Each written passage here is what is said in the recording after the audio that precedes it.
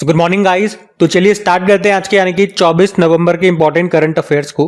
तो इस प्रश्न में आपसे पूछ रहे हैं कि नवंबर 2024 में नवा अंतर्राष्ट्रीय गीता महोत्सव का आयोजन ये कहाँ पे किया जाएगा। तो आंसर होगा इसका कुरुक्षेत्र में। तो हरियाणा के कुरुक्षेत्र में अभी 28 नवंबर से लेके 15 दिसंबर 2024 तक अंतर्राष्ट्रीय गीता महोत्सव का आयोजन किया जाएगा। और आपको बता दूं ये महोत्सव 2016 से मनाया जा रहा है कुरुक्षेत्र में। कुरुक्षेत्र ये श्रीमद् भगवत गीता की जन्मस्थली है। और इस बार याद रखना इसमें पार्टनर कंट्री तो तंजानिया है जो कि एक अफ्रीकी देश है और पार्टनर स्टेट उड़ीसा है। आपको याद होगा इस साल की शुरुआत में जब अंतर्राष्ट्रीय सूरज कुंड मेले के बारे में हमने पढ़ा था उसमें भी तंजानिया पार्टनर कंट्री था। आपको बताऊं तो महाभारत युद्ध शुरू होने से ठीक पहले भगवान श्री कृष्ण ने अर्जुन को जो उपदेश दिया था वह श्रीमद् भगवत गीता के नाम से प्रसिद्ध है। यह महाभारत के भीष्म पर्व का अंग है और गीता ये संस्कृत भाषा में है और ऋषि वेद व्यास जी ने इसकी रचना की थी। इसमें 18 अध्याय और 700 श्लोक हैं। प्रश्न क्या है, करंट अफेयर्स में क्या याद रखना है, 2-3 लाइनें याद रखो। इस बार का ये नवा अंतर्राष्ट्रीय गीता महोत्सव है। कौन सा संस्करण है? नवा है। कहाँ पे? कुरुक्षेत्र हरियाणा में। हर बार यही होता है लेकिन इस बार पार्टनर कंट्री तंजानिया है और पार्टनर स्टेट उड़ीसा है, ये ध्यान रखना। इसी तरह से कुछ और फेस्टिवल्स उत्सव महोत्सव में आपको रिवाइज कराऊंगा, ध्यान से सुनना। ओणम फेस्टिवल ये केरल में होता है। केरल में त्रिशूरपुरम फेस्टिवल, अट्टुकल पोंगल फेस्टिवल, मकर विलक्कु त्योहार, विशु उत्सव, पहला अंतर्राष्ट्रीय समुद्र तट महोत्सव, ये सब केरल में आयोजित किया गया। अंडूरी महोत्सव उत्तराखंड का हो गया। हरेला उत्सव उत्तराखंड और हरेली उत्सव छत्तीसगढ़। चापचारकुट महोत्सव मिजोरम हो गया। होजागिरी महोत्सव त्रिपुरा। हॉर्नबिल फेस्टिवल नागालैंड और पक्के पागा hornbill festival Arunachal Pradesh. Shirui lily festival Manipur का हो गया। लोसर फेस्टिवल लद्दाख में और अरुणाचल प्रदेश में होता है ये। और लोसांग महोत्सव ये सिक्किम का है। तो ये भी ध्यान में रखना। अगला प्रश्न देखते हैं। फिर अगले में पूछ रहे हैं, हाल ही में प्रधानमंत्री नरेंद्र मोदी को किस देश में विश्व शांति पुरस्कार दिया गया। तो आंसर होगा अमेरिका। तो अभी प्रधानमंत्री नरेंद्र मोदी को अमेरिका में विश्व शांति पुरस्कार दिया गया। उन्हें वॉशिंगटन एडवेंटिस्ट यूनिवर्सिटी और एक संगठन है association of Indian American minorities, इन दोनों ने मिलकर के doctor Martin Luther King junior विश्व शांति पुरस्कार से सम्मानित किया। और प्रधानमंत्री नरेंद्र मोदी को ये पुरस्कार समाज में शांति के लिए उनकी कोशिशों और अल्पसंख्यकों माइनॉरिटीज के हितों की रक्षा के लिए उनको ये पुरस्कार, ये सम्मान दिया गया। ये जो संगठन है ना, association of Indian American minorities, ये गैर सरकारी संगठन है जिसका मकसद है अमेरिका में अल्पसंख्यक समुदायों को, माइनॉरिटीज को एकजुट करना और उनके कल्याण के लिए काम करना। तो मोदी जी को अभी ये सम्मान मिला है, ये ध्यान में रखना। और अभी कुछ दिन में हमने कई तरह के पुरस्कार, कई तरह के सम्मान हमने देखे जो कि मोदी जी को दिए गए। एक बार सारे में आपको रिवाइज कराता हूँ कौन सा सम्मान किस देश ने दिया, उस सारी लिस्ट आपके सामने है। जैसे कि अभी हमने पढ़ा बारबाडोस का अभी सर्वोच्च सम्मान इनको मिला था, Order of freedom of Barbados कहते हैं।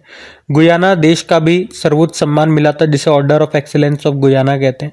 उससे पहले डोमिनिका ने अपना सर्वोच्च सम्मान दिया, डोमिनिका अवार्ड ऑफ ऑनर कहते हैं। नाइजीरिया ने अपना दूसरा सर्वोच्च सम्मान इनको दिया, ऑर्डर ऑफ द नाइजर जिसको कहते हैं। फिर ये उससे पहले रशिया गए थे, वहां का सर्वोच्च सम्मान मिला था Order of the Saint Andrew the Apostle. ये प्रश्न एग्जाम में आया था, इसमें अवार्ड का नाम पूछा था एग्जाम में। और भूटान ने भी इसी साल इनको एक सम्मान दिया। अनाउंसमेंट तो उसका 2021 में हो गया था लेकिन अभी दिया इसी साल वहाँ का सर्वोच्च सम्मान order of the dragon king नाम से।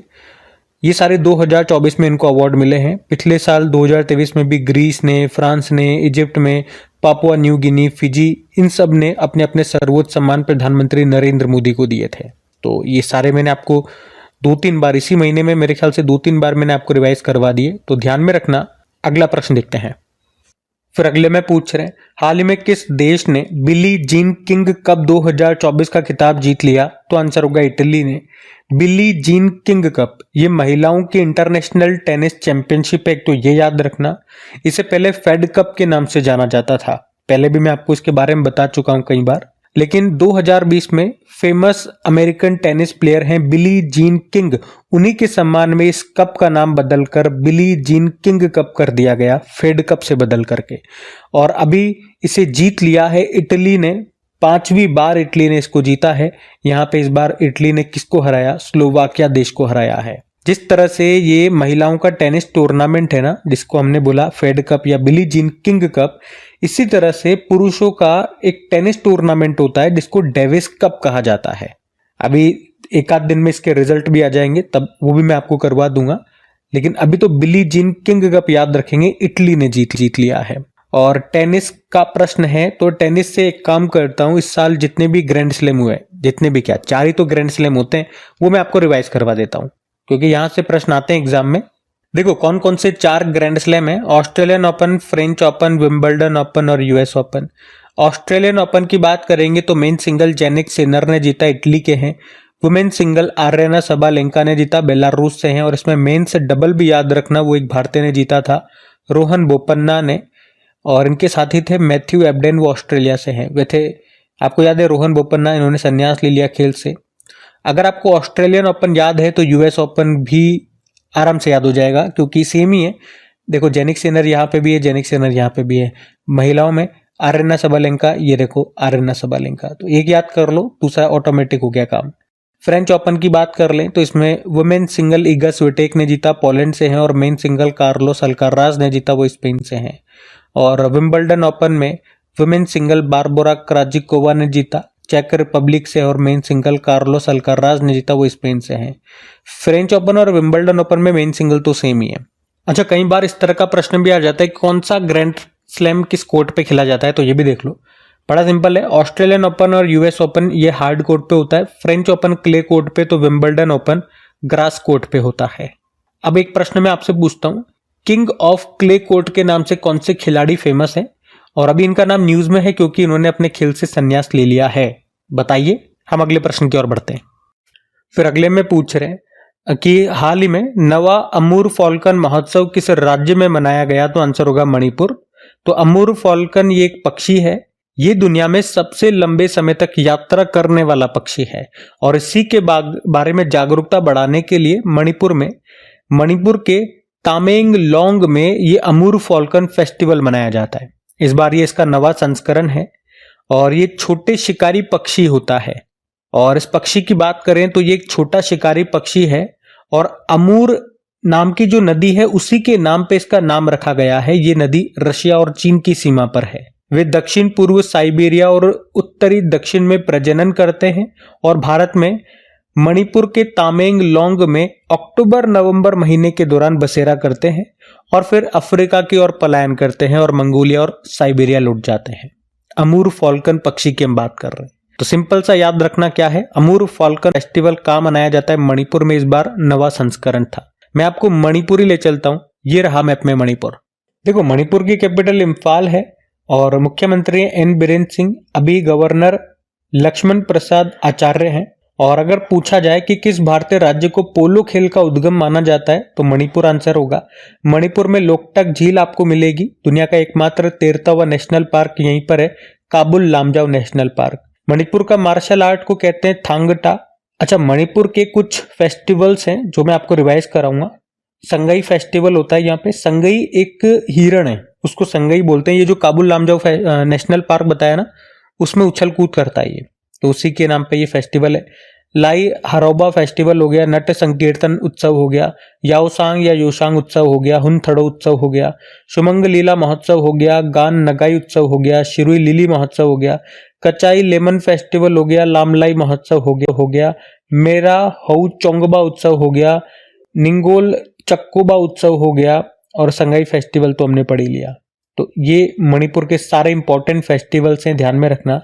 और अभी एक फेस्टिवल्स हमने प्रश्न में देख लिया, अमूर फॉल्कन फेस्टिवल, उसको भी मैं यहाँ पे अपडेट कर दूंगा। तो ये अपडेटेड वाली जो लिस्ट है ये आपको पीडीएफ में मिल जाएगी।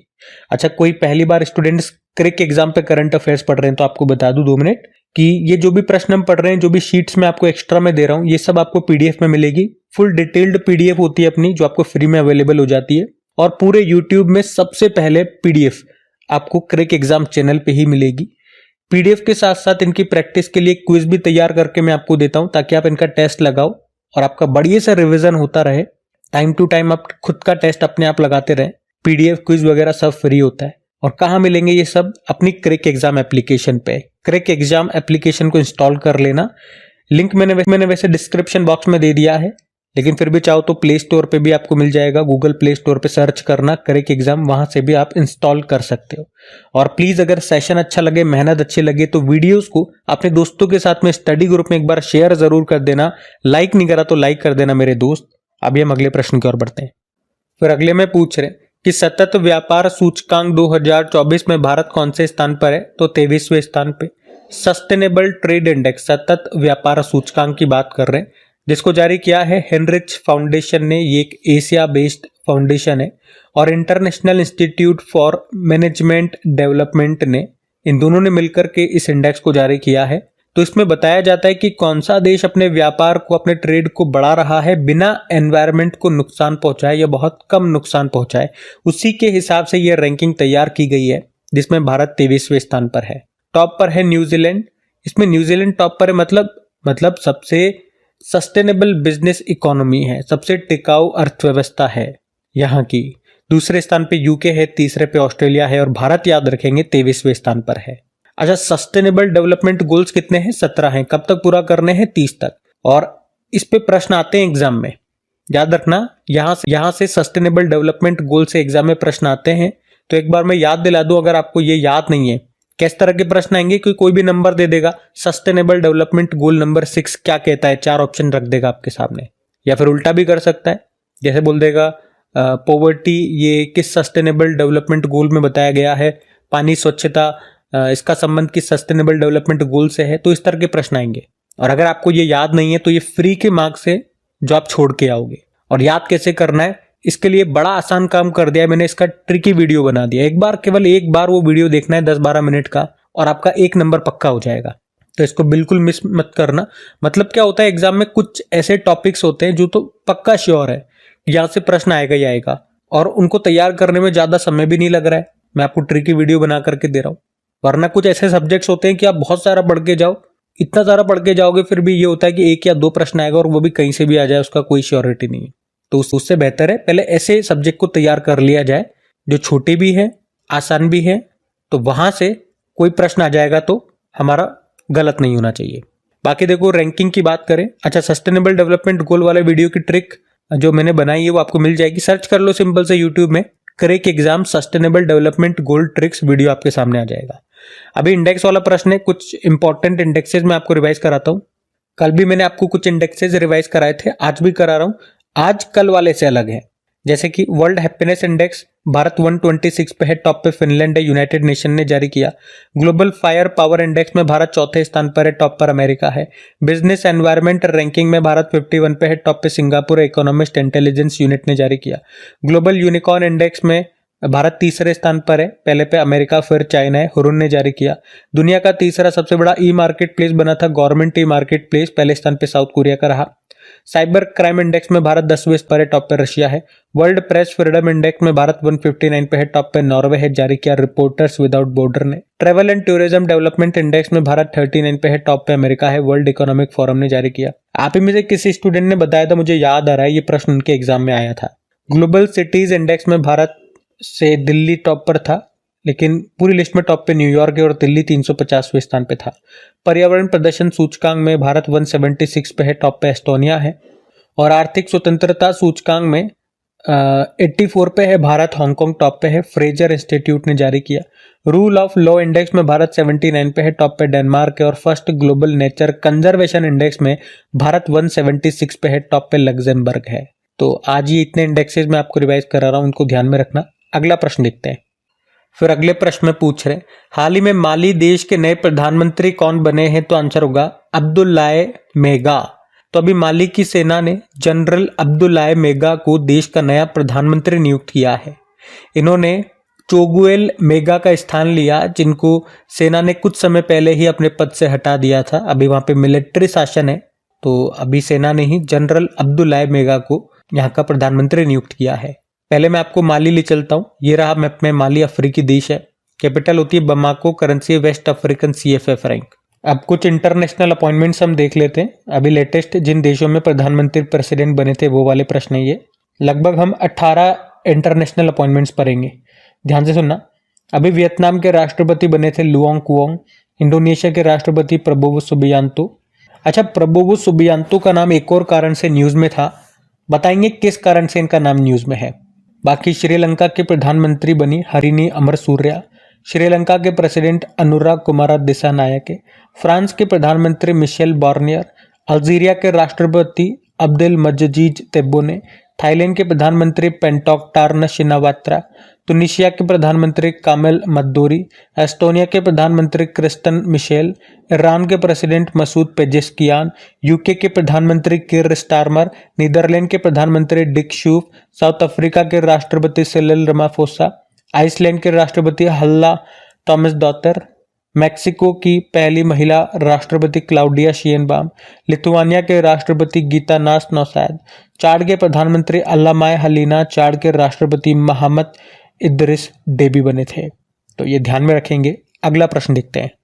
फिर अगले प्रश्न में पूछ रहे हैं, अभी हाल ही में दूसरा इंडिया कैरिकॉम लीडर समिट 2024 का आयोजन किस देश में किया गया? तो आंसर होगा गुयाना में। अच्छा, ये कैरिकॉम क्या है? तो उत्तरी और दक्षिणी अमेरिका के बीच में जो कैरेबियाई सागर है, वहां पे जो देश है उन्हें कैरेबियाई देश कहा जाता है। तो 15 ऐसे कैरेबियाई देशों का ये संगठन है जिसे कैरिकॉम कहा जाता है। इसे आर्थिक एकीकरण और आपसी सहयोग बढ़ाने के लिए तैयार किया गया है। और अभी जो भारत और कैरिकॉम लीडर समिट हुई थी, जो कि इसका दूसरा संस्करण था, अभी 2024 में हुआ। कहाँ पे हुआ? जॉर्ज टाउन, गुयाना की कैपिटल है जॉर्ज टाउन। मोदी जी ने भी यहाँ पे हिस्सा लिया। और अभी हमने पढ़ा था मोदी जी को गुयाना का सर्वोच्च सम्मान मिला था। अभी मैंने आपको फिर से रिवाइज भी कराया स्टार्टिंग में। अच्छा, ये जो दूसरी समिट है, आपके मन में आएगा ये तो दूसरी हो गई, पहली वाली कब और कहाँ हुई थी? तो वो भी बता दूं, पहली समिट 2019 में हुई थी न्यूयॉर्क में। वैसे आपको ये भी बता दूं कि जब मोदी जी गुयाना में थे, तो एक तो ये समिट हमने देखी, यहाँ पे मोदी जी ने पार्टिसिपेट किया, गुयाना का सर्वोच्च सम्मान मिला। उसी के साथ ये पॉइंट भी ध्यान रख लो कि गुयाना की संसद को भी उन्होंने संबोधित किया, वहां पे भाषण दिया। मैं आपको ले चलता हूँ सीधा गुयाना। ये रहा मैप में गुयाना।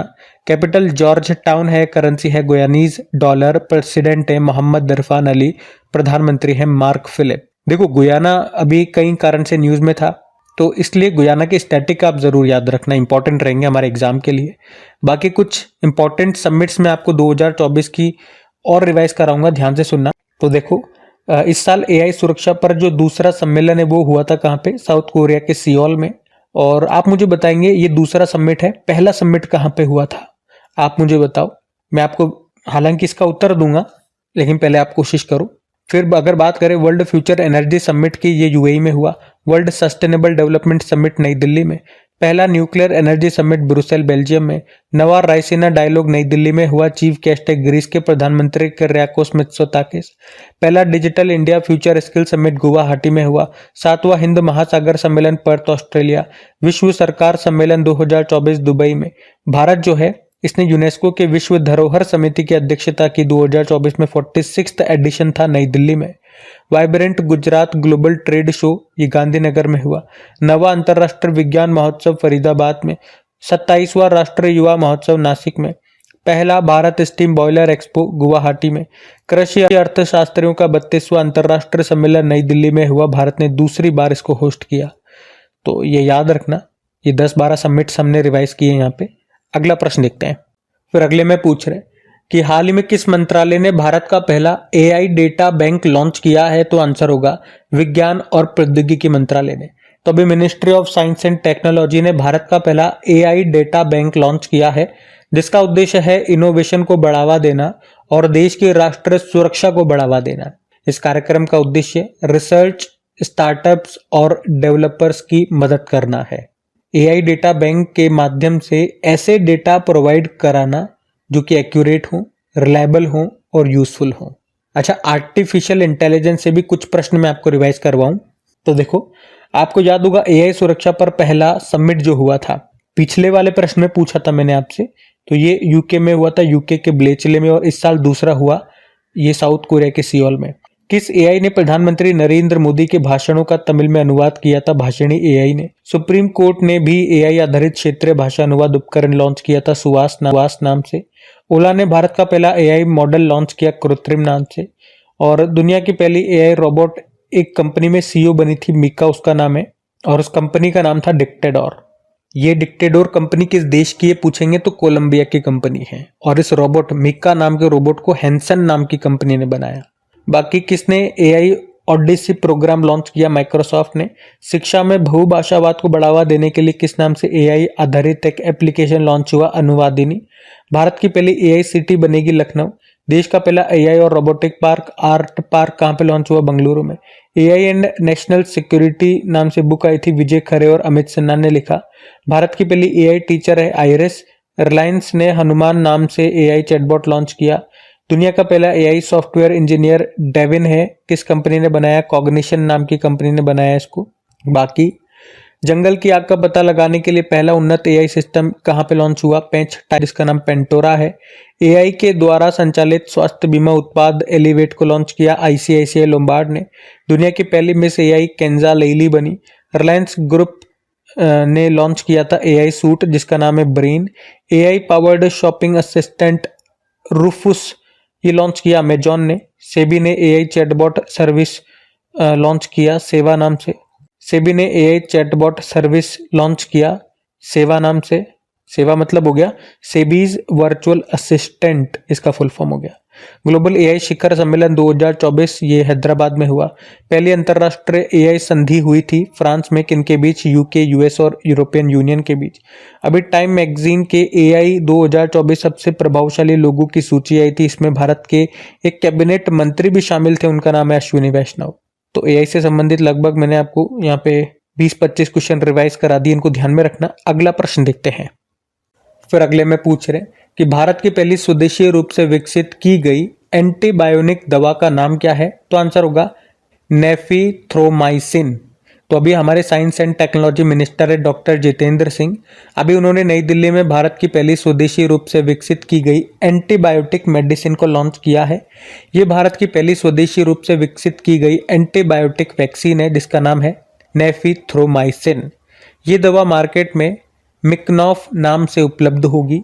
इस दवा को बायोटेक्नोलॉजी डिपार्टमेंट की एक यूनिट है, biotechnology industrial research assistance council, उसी ने तैयार किया है। ये दवा विशेष रूप से निमोनिया बैक्टीरियल इन्फेक्शन के इलाज के लिए बनाई गई है, जिसका उद्देश्य है एंटी माइक्रोबियल रेजिस्टेंस से निपटना। अच्छा, एंटीबायोटिक दवा के बारे में आपने कई बार सुना होगा। जो एंटीबायोटिक है ये दवा बैक्टीरिया के खिलाफ काम करती है। और आपको पेनिसिलिन के बारे में बता दूं, ये दुनिया की पहली एंटीबायोटिक वैक्सीन है, जिसे अलेक्जेंडर फ्लेमिंग ने खोजा था या तैयार किया था। तो ये ध्यान में रखना। अगला प्रश्न देखते हैं। तो अगले प्रश्न में पूछ रहे हैं 2022 और 2023 के लिए कितने कलाकारों को उस्ताद बिस्मिल्लाह खां युवा पुरस्कार से सम्मानित किया गया? तो आंसर होगा 82। तो अभी हमारे केंद्रीय संस्कृति एवं पर्यटन मंत्री हैं गजेंद्र सिंह शेखावत। उन्होंने 2022 और 2023 के लिए 82 युवा कलाकारों को उस्ताद बिस्मिल्लाह खां युवा पुरस्कार से सम्मानित किया है। ये पुरस्कार कौन देता है? संगीत नाटक अकादमी। कब से शुरू किया देना? 2006 से। 40 साल से कम उम्र के कलाकारों को ये सम्मान दिया जाता है, या आप कह सकते हो देश के संगीत, नृत्य, नाटक, लोक और आदिवासी कला के युवा कलाकारों को यह सम्मान दिया जाता है, जिनकी उम्र 40 साल से कम होनी चाहिए। इसमें पुरस्कार के रूप में 25,000 रुपए का नगद पुरस्कार मिलता है। कौन देता है? संगीत नाटक अकादमी, जिसकी स्थापना होती है 1953 में और वर्तमान में अध्यक्ष संध्या पुरेचा है। तो ये नंबर याद रखना, कितनों को दिया गया 2022 और 2023 के लिए? 82 को। नाम वगैरह नहीं पूछेंगे, इतने सारे संख्या याद रख लो। और क्या है ये पुरस्कार मैंने आपको बता दिया, ध्यान में रखना। बाकी ये थे आज की आपकी करंट अफेयर्स की क्लास। कमेंट करके जरूर बताइएगा सेशन आपको कैसा लगा। क्विज और पीडीएफ के बारे में मैंने आपको बता दिया। वीडियो अपलोड होने के 5 से 10 मिनट के अंदर आपको ये मिल जाएगी क्रिक एग्जाम एप्लीकेशन पे। बाकी अभी भी आपने वीडियो को लाइक नहीं करा तो प्लीज लाइक जरूर करना, दोस्तों के साथ में स्टडी ग्रुप में एक बार शेयर कर देना। अभी चलो आपको कल के करंट अफेयर्स का क्विक रिवीजन में करा दूं, फिर हम सेशन एंड करते हैं। तो पहला प्रश्न पूछा था 2025 में खेलो इंडिया यूथ गेम्स और पैरा गेम्स कहां पर होंगे? बिहार में। फिर पूछा इंटरनेशनल सोलर अलायंस का 104वां पूर्ण सदस्य देश बन गया कौन सा? आर्मेनिया। विश्व मत्स्य पालन दिवस ये मनाया गया 21 नवंबर को। और क्लाइमेट चेंज परफॉर्मेंस इंडेक्स 2025 में भारत 10वें स्थान पर है।